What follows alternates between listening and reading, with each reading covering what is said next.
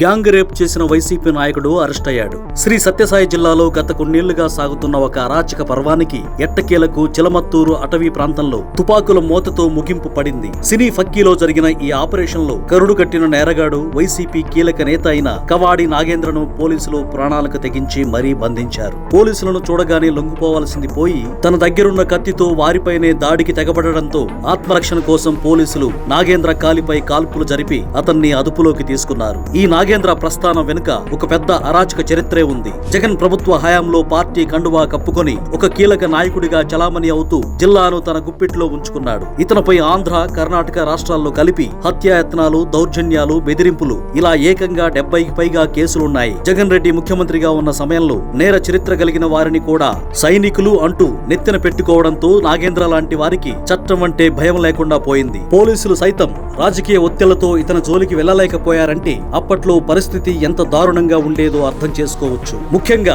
చిలమత్తూరు ప్రాంతంలో అత్తాకోడలపై జరిగిన సామూహిక అత్యాచార ఘటన నాగేంద్ర క్రూరత్వానికి పరాకాష్ట.